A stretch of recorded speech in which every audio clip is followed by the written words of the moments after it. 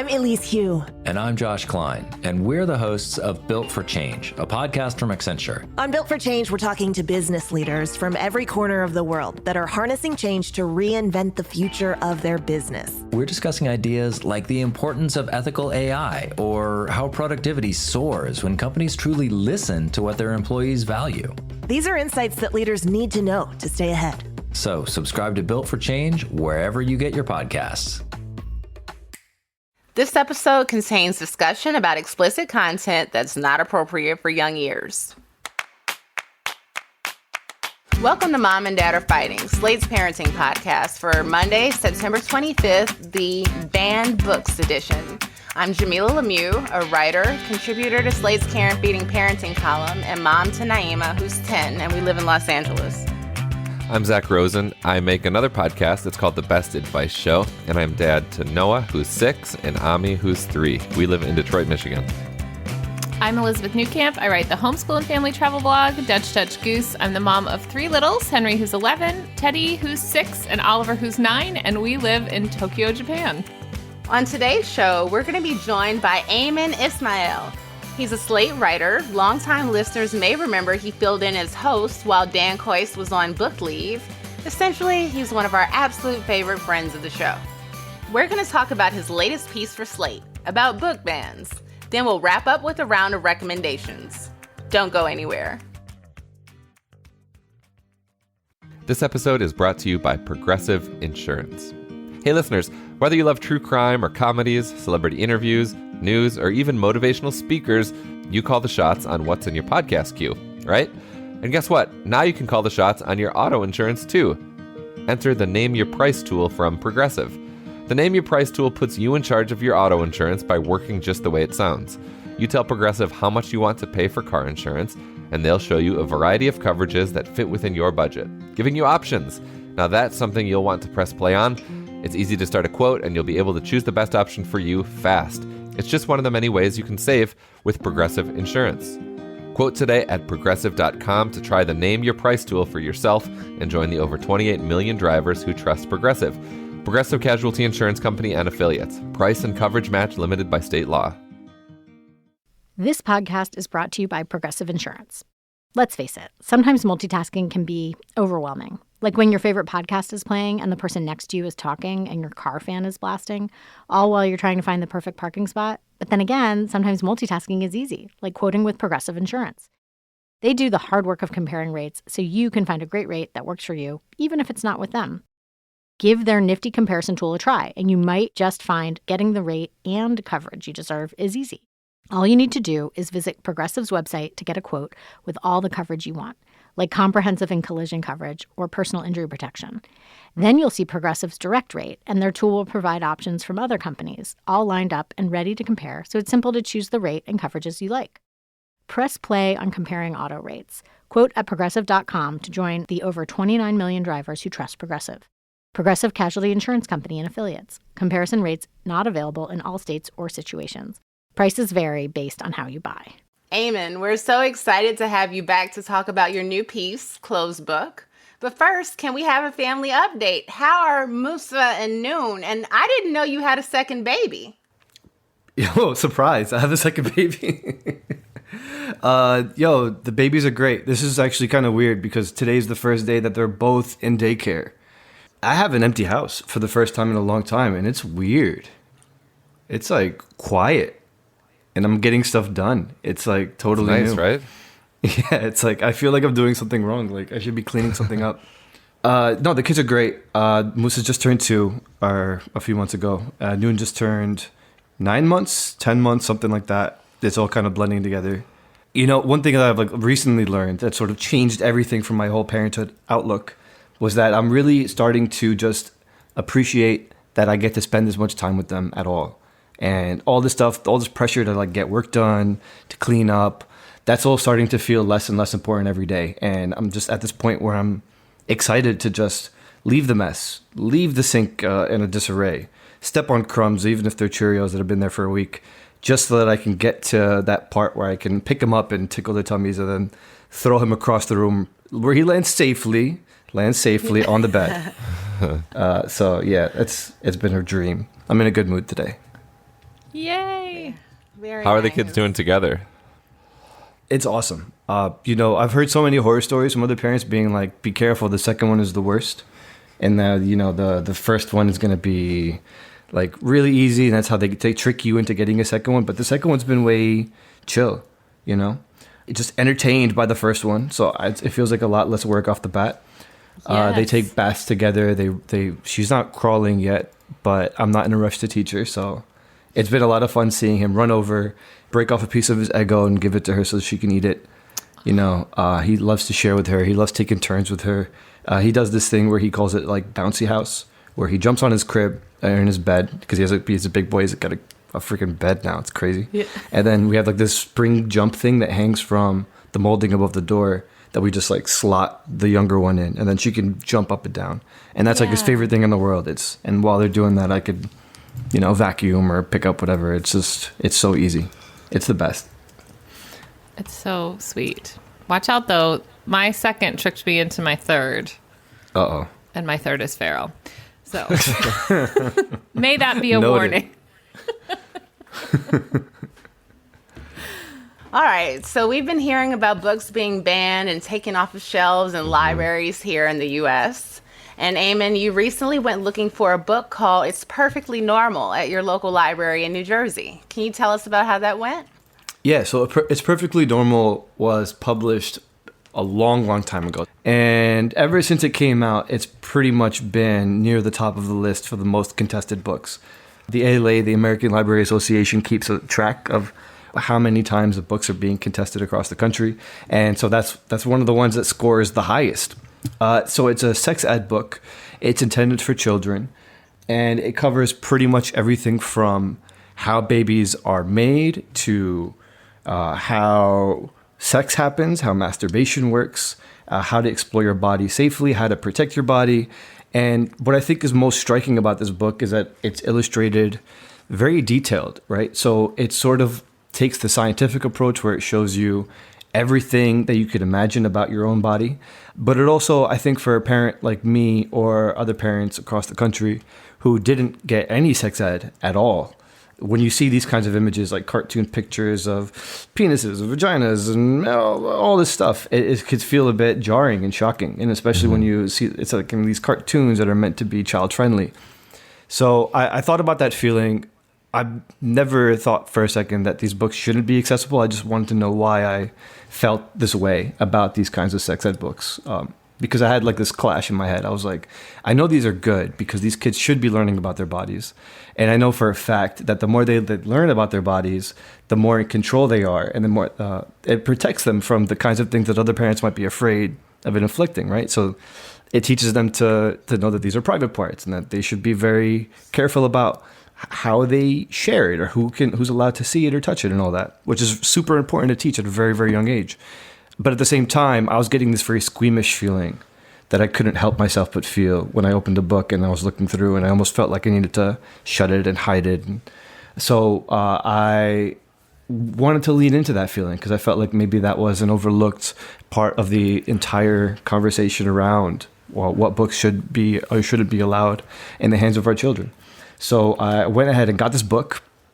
It was very squeamish, I said that already. And yeah, it was really, really eye-opening experience to talk to a sex ed professional who advocated for the book because, she said something that I didn't expect. She was like, yeah, no, it's totally understandable that you would feel this way. Yeah, no, I feel this way too sometimes. Yeah, no, that's part of it being normal. And that made me feel a lot less shy about talking about it being uncomfortable for me to look at these pictures. And it taught me a lot about why, like the consequences of me not having a proper sex ed when I was a kid, for growing up in an uber conservative family where we just didn't talk about this stuff at all. And in fact, if like anything was gestured, even if there was like a kissing scene in a movie, that was like my parents' cue to turn it off. So I was really glad to write the piece. I learned a lot about myself in the process, and I'm really happy that I've been getting tons of emails from people saying that they're excited about the piece, that they were interrogating feelings that they didn't have, they didn't know that they had before, and I'm really happy about the way it turned out. Did you think you were going to feel this way about the book before you checked it out, or was that surprising to you? It was surprising to me, you know, because I'm like very anti-book ban because I'm a journalist. I'm in the business of writing and publishing. And so the idea of shutting something out because it makes a few people uncomfortable, I'm totally allergic to. So I was expecting to open the book and be like, I don't see what the big deal is. This is really important. And that's sort of what I was expecting myself to feel. And when I opened the book and I saw naked pictures, naked drawings, you know, maybe I need to illustrate some of what I saw because I know I'm going to come off prude, but I think it's really, it's relevant. Yeah, describe some of the stuff you saw that you found like produced the feelings of uh-oh. Yeah. So it's not so much just like the nudity, right? It's fine. It's a cartoon. But then there's like instructions on how to masturbate. And there's this illustration of these two kids who look like they're preteens, you know, going at it. Like this kid's like sitting on his bed, his junk in his hand, and he's going up and down, and he's sort of making this O face. And there's another one of a girl bending all the way over and holding up a hand mirror and kind of has like this shocked face. The images were of really, really young kids. And, you know, to most people, I imagine this is like, oh yeah, that's normal. This is the sex ed book. This is, if it belongs anywhere, it belongs in this kind of book. And I totally get that. And I'm not arguing with that. My whole thing was when I'm opening these books, I'm getting like this pit in my stomach where I feel like this shame. I feel grossed out. And then there's like a spiral because I feel grossed out that I feel grossed out. And then it just sort of compounds. I know. It's like exhausting being me, but that's the sort of what happened. No, I could totally relate. I feel that way every time I have to have any kind of sex talk or the topic like comes up. I feel like I'm mounting my own like a hurdle. It's about me, right? And I have to get over it and try to be calm on the outside so that none of that translates to the kids. Yeah, the sex educator that you talked with said there's nothing wrong or bad with you as an adult or parent if this feels uncomfortable. You learn that, we can unlearn. It takes time, knowledge, education. So I'm really interested in this idea of unlearning. What do you think goes into that? And like, have you been unlearning kind of since you did these interviews? Yeah, no, that's a really good question because I felt like I needed to figure that out, but I feel like I got somewhere, so I'm happy to share my notes. You know, I think the first step was just acknowledging that this stuff does make me feel uncomfortable.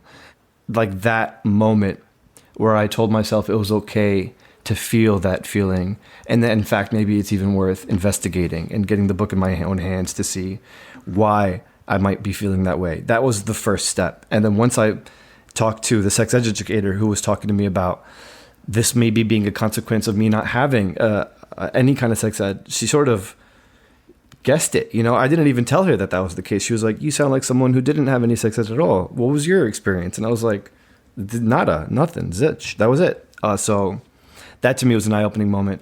But when it comes to unlearning, I think it's not about just like opening these books and telling yourself that you need to get over it. I think it's a matter of telling yourself that there's a reason to get over it. Right? You need to put the feelings of your kids, the desire to teach them better than what you learned ahead of how you're feeling so that you can continue to dig deeper.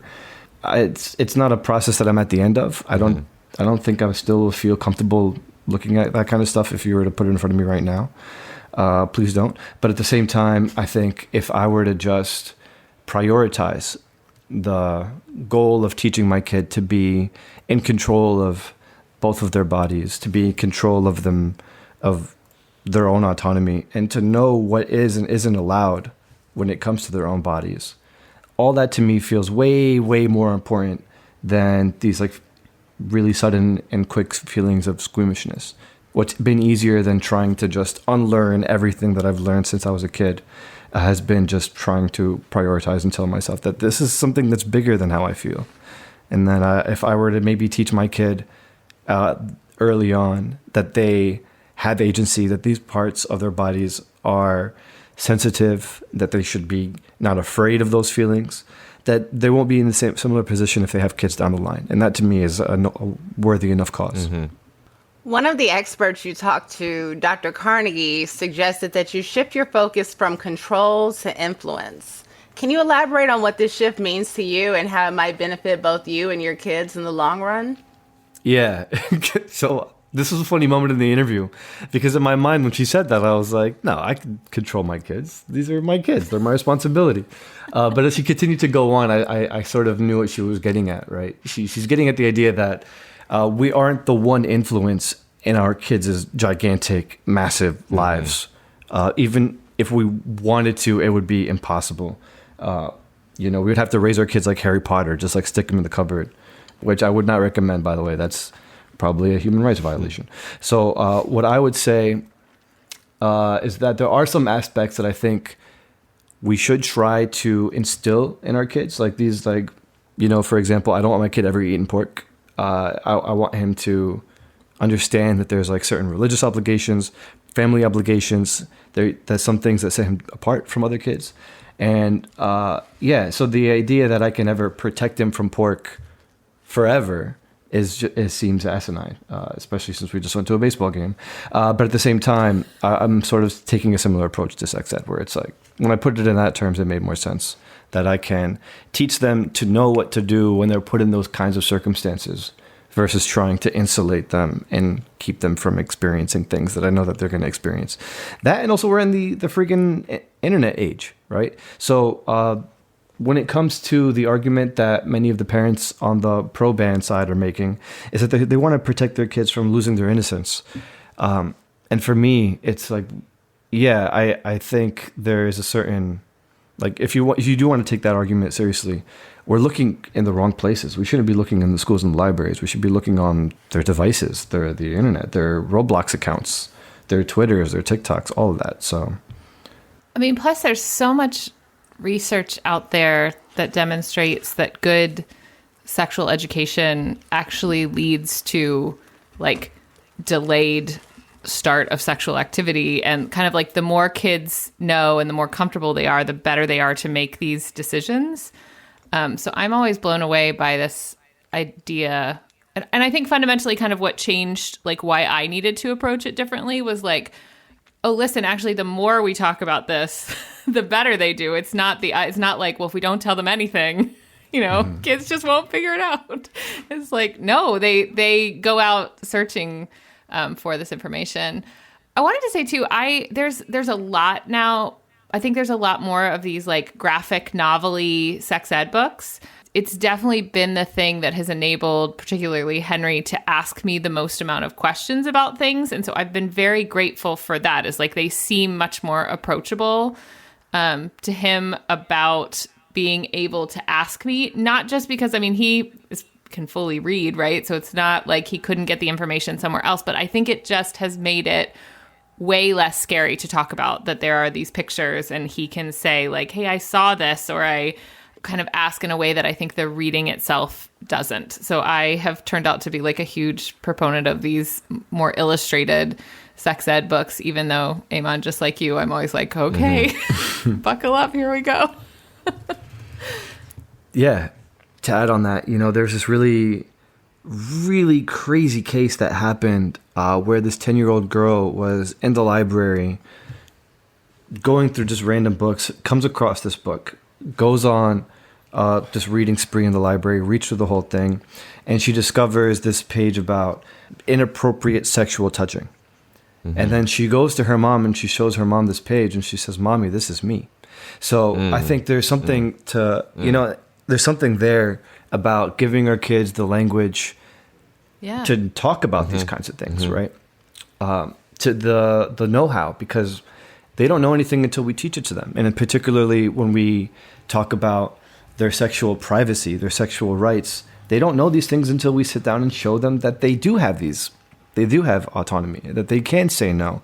And one of the points that Carnegie made in the article that I was really glad that she did was she said, look, you can find a resource that makes you feel more comfortable. Say this book makes you feel uncomfortable. We're not glued to this book. You don't have to use this particular book. Find something that does work for you, that makes it easier for you to talk about sex with your kids. But just don't do nothing, because nothing actually is dangerous and actually can put your kid in risk. So yeah, that kind of makes your point. I was stunned by that stat you cite from the American Library Association, just last year there were over 2,500 titles challenged, which was up 38% from a year before. I mean, that's over 2,500 books folks have issues with. Have you, I think it speaks to the bubble I'm in here in Detroit. Like, I am not interacting with people who are submitting titles to their local library. Have you done any interviews with folks who are like earnestly, reading books and trying to get them banned?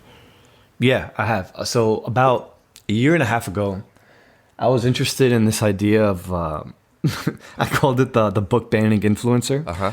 The kind of mom who's posting these lists on Facebook of books that not just that she wants to contest, but she wants other moms or other parents in other zip codes across the country to also contest at their own libraries and schools.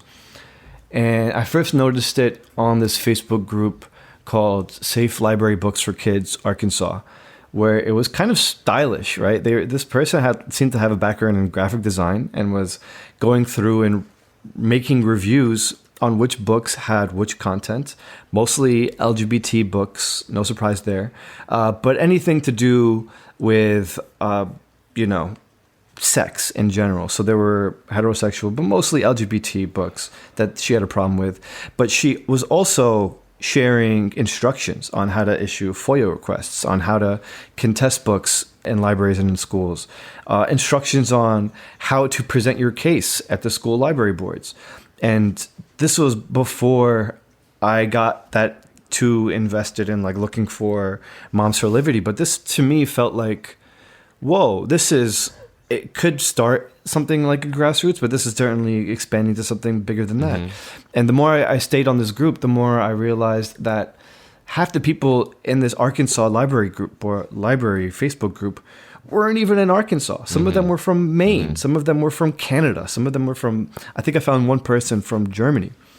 And these are all people who are kind of jumping into the rhetoric against particular books, trying to get engaged with these other people who are way out of their zip code and trying to give them instructions and tips on how to contest these books. So no, it's not surprising that the numbers are up. I'm surprised that it's not even higher than that. What is alarming is that a lot of times these parents haven't even come into contact with these books. They're just filling out the forms. They have the screenshots that show the sections that they do want to contest. And a lot of these libraries, I spoke to librarians too, are not equipped to handle those kinds of requests en masse, because every one of these requests, in some cases, will trigger a review where they need to sit down and read the entire book from front to back, because they don't just ban books based off of certain selections. They need to read the book from front to back and then sit down and have a debate as to whether or not this violates the library's terms or the school library's terms. And in those cases, when you're filing contest forms for hundreds of books at the same time, it's impossible to sit down and read them that quick. And so I can really feel for the people who are or have been working overtime trying to, I don't want to call them a horde because these are like actual people, but it's just this unbelievable number of contested forms being filled out, and it's just, I can't imagine being on the other end of that, having to be the face of your library or be the face of your school board and having to tell parents, look, we hear you, this section might offend you, but we're not just going to pull it from the shelves. And these parents taking it to mean, oh, well, you're not going to do everything you can to protect their kids from being exposed to this stuff. I did also speak to other parents, who talked to me under the condition of anonymity because they were afraid that they would be thrown into like this political hellstorm because they're afraid of getting canceled or whatever. That they were really afraid of their kids, stumbling onto a book that would turn them gay. Like they were talking to me about how they thought that the kids would just be turned gay if they write enough of this material.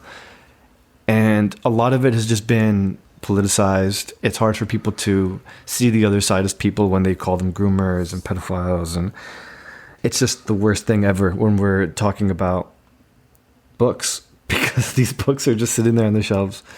And at the same time, it's just become this political lightning rod that is actually moving voters away from either party that they support. It's just become this entire gigantic booger that's been begging to get plucked, and it's just sitting there, and it's not going to go away, and it's getting bigger. That's parent lingo. I feel comfortable talking to you guys about boogers. Absolutely. Welcome here. Well, that is a great place to wrap. The piece is called Closed Books. It'll be linked in the show notes. You should go read it. Aymann, thank you so much for joining us. Thanks for having me on. It's great to see you. On October 5th, Loki is back in a brand new season. Reunited. That's right. The countdown is on. I've been waiting. Don't miss the return of Marvel's most watched Disney Plus show. Loki. A little over the top, don't you think? I thought it was spot on. His time is running out. You better run! Marvel Studios' Loki Season 2. New episodes streaming October 5th, only on Disney Plus. I'm Elise Hugh. And I'm Josh Klein, and we're the hosts of Built for Change, a podcast from Accenture. On Built for Change, we're talking to business leaders from every corner of the world that are harnessing change to reinvent the future of their business. We're discussing ideas like the importance of ethical AI or how productivity soars when companies truly listen to what their employees value. These are insights that leaders need to know to stay ahead. So subscribe to Built for Change wherever you get your podcasts. Critics are calling The Creator a masterpiece. Joshua, take care of her. I promise. It's the best film of the year. Phenomenal. The best sci-fi film in ages. They're coming to get me. I'm getting you out of this. The Creator is breathtaking in scale and vision. It's mesmerizing, visually stunning. See this film on the biggest screen possible. The Creator, rated PG-13, may be inappropriate for children under 13. Only in theaters Friday. Get tickets now. Finally, let's move on to recommendations. Zach, what are you loving right now? So I can't wholeheartedly endorse it yet because it's still in the slow cooker, but I have a good feeling about what I'm making for dinner tonight. It's the New York Times cooking recipe for slow cooker cauliflower, potato, and white bean soup, which contains those things, and also onion and garlic and thyme. I just added some dried herbs that I had in the cupboard, and then you can finish it with some cream if you want. I'll probably add sour cream. I don't have that. I'll probably add some Greek yogurt, and then you can top it with, this is the most exciting part, top it with cheddar and potato chips, which hopefully will entice the kids to actually try this. Super easy. I prepped it in 10 minutes. It's been cooking for 8 hours. I can smell it. And I will report back, but this seems like a winner. One, are you just trying to make my stomach grumble more? Yes. That's what it feels. It feels very purposeful. Two, is it cooling down for soup, or are you a soup in hot weather to cool down type of person? It's a very important question. Thank you for asking. And yes, autumn is here. So it's probably 62 right now. I think once it gets below 67, it's soup weather. Yeah. I'm jealous. I want soup weather. Yum. Is it still super hot there? Yeah. How long does that last? Forever. I don't know. It's not hot all year round though in Tokyo, is it? It's in the 90s every day. Wow. Oh my God. There's a winter there though, isn't there? Or is it 50s? They say a dry winter is coming, but so far we've just had a humid summer. Dang. It's bad. Elizabeth, what are you recommending this week? We've been playing this very fun game because we have a lot of waiting now for trains and things like that. It's we make up a choose your own adventure.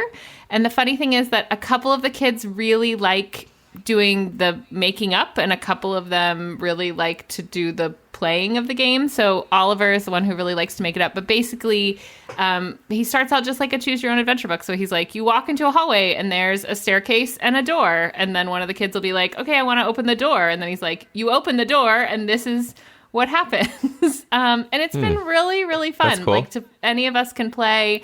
It's funny how the different kids play. Teddy loves to ask, is there anything I can pick up? Is there anything else in the room, right? Which lets Oliver be really super creative. And it's just kind of fun because they're not, because it's not like a book when there are endless possibilities, some of which are completely ridiculous. And it also just lets us come up with it like without kind of a plan. So we'll be like, okay, 1 more minute to the train. So then he kind of has to wrap it up with all the different things he's, had us picking up and things like that around. It's just been really fun. I know people are always asking, what can they do waiting or in the car? And you need nothing except a little imagination. So play your own, choose your own adventure game. That's great. Wait, to clarify, there's just one author and the other people are just asking questions? Yeah, like deciding what you're going to do and asking what else is in the room. I mean, you could hand it off to someone, right? There are no rules. But we tend to be like, one person likes to be the creator of the world. And there can be objects like escape roomy. There can be, ours tend to just be like different things happen between different doors, but sometimes you needed an object from a previous room. You'll get to a locked door, but 3 rooms ago there was a key kind of thing. Fun. Very cool. Yeah, it's been really fun. It's great. Super cool. What do you got, Jamilah? Do you guys play the New York Times daily games like Wordle and the mini crossword? Shira does. I'm a big Wordle fan. I play Wordle and the mini pretty much every day, and they've got a new game called Connections. It gives you 16 words, and you have to group them into 4 categories. But it is way trickier than it sounds. The words are all related to each other in some way, and you have to figure out how. But some of your immediate assumptions about how the words go together will be wrong. I haven't gotten it correct for the last 2 days, but I'm obsessed with it. It's a lot of fun. It's a good brain teaser. So Connections from New York Times Games. Cool. I'm looking at it now. So sometimes they could be connected like both by meaning or like how the word works or that it has 2 meanings. Like it can be anything. It could be anything. Okay. It could be just meaning. It could be these are names of shows or names of airlines or traits associated with cowboys. I see today's, I don't even know where to start, but I'm going to try it after this. It's a lot of fun. So is this now like your primary game, or do you still play all the other ones too? I have a routine. I do all 3, usually with my coffee in the morning. I do Wordle, then I do the mini, then I do Connections. Mm-hmm. I'll tell Shira about it. And that's our show. Please subscribe, leave a rating and review, and tell your friends. If you have a question or topic you want us to address, email us at momanddad@slate.com. This episode of Mom and Dad Are Fighting is produced by Rosemary Belston and Mara Curry. Shasha Leonard is the voice of our listeners. Alicia Montgomery is VP of Slate Audio. For Zak Rosen, Elizabeth Newcamp, I'm Jamilah Lemieux. Thanks for listening. Hey everybody, it's Tim Heidecker. You know me, Tim and Eric, Bridesmaids, and Fantastic Four. I'd like to personally invite you to listen to Office Hours Live with me and my co-hosts, DJ Doug Pound. Hello. And Vic Berger. Howdy. Every week we bring you laughs, fun, games, and lots of other surprises. It's live. We take your Zoom calls. Music. We love having fun. Excuse me? Songs. Vic said something. Songs. Music. I like having fun. I like to laugh. I like to meet people who can make me laugh. Please subscribe